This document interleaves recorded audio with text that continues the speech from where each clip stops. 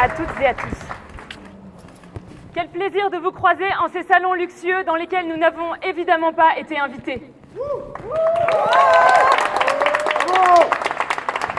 Quelle ironie de se dire que c'est ici, sous ces mêmes dorures, que fut jadis signée la Déclaration des droits de l'homme et du citoyen.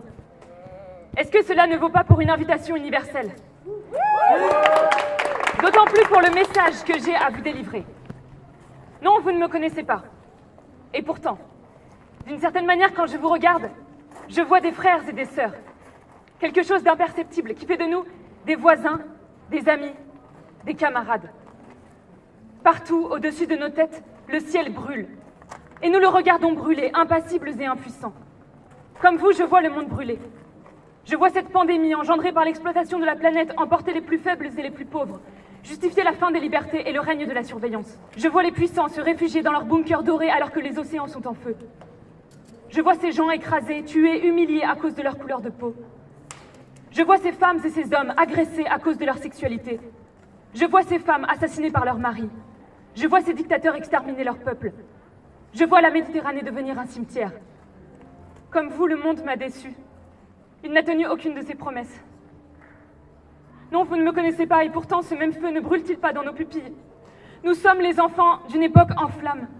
Mais dans ces flammes, je vois de la colère et de la révolte. Je vois les peuples du monde entier se lever pour la dignité.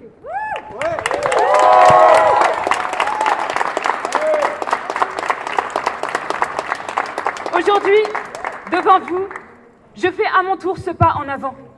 Je romps le rang et je décide de ne plus tourner le dos. Plus jamais. On m'appelle Akira, un nom pour toutes et tous. Un nom synonyme à la fois de rage et d'espoir. Un nom qui n'a ni parti ni syndicat, ni carrière à soigner, ni lobby à remercier. Akira est une invitation. Une invitation à repartir à la conquête d'un monde meilleur. Un monde qui nous ressemblerait enfin. Un monde où le partage ne serait pas un mot vain. Un monde où la voisine ne serait plus une étrangère, où l'étranger ne serait plus une menace. Un monde où l'on ne souffrirait plus au travail. Où le bien commun serait l'affaire de toutes et tous. Un monde où l'on pourrait prendre le temps pour nos proches, pour voir nos enfants grandir.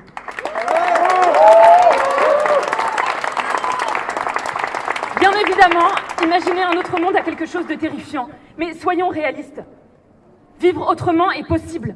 Le monde doit changer, nous sommes déjà des milliers à y œuvrer. Partout, toujours. Depuis ces dernières années, nous avons vécu les soulèvements. Nous avons entendu la colère se propager, des ronds-points au centre-ville. Dehors, la guerre a déjà débuté. Mais sous les dorures, la même mascarade se poursuit inlassablement. Les clowns en cravate ne nous promettent qu'une chose, des élections fades, réchauffées, sans goût et sans saveur.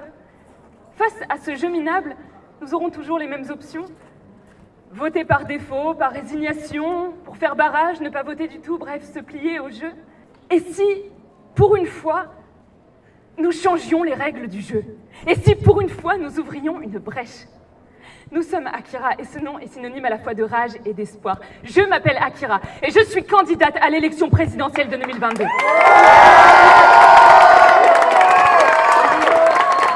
Avec pour seul programme de répondre à l'urgence du désastre, aucune autre promesse. Akira ne veut pas gouverner, ni vous gouverner, ni même parler à votre place. C'est à nous toutes et tous de construire le monde d'après. Et il nous revient d'écrire cette histoire collectivement. L'histoire d'une société qui cherche son émancipation, où chacun et chacune est prêt à reprendre le pouvoir sur sa vie. L'histoire d'une société qui n'est pas obsédée par l'identité ou la sécurité, mais par la justice et l'égalité.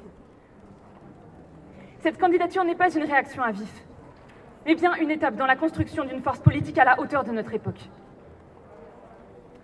Akira est une invitation à rejoindre la révolution.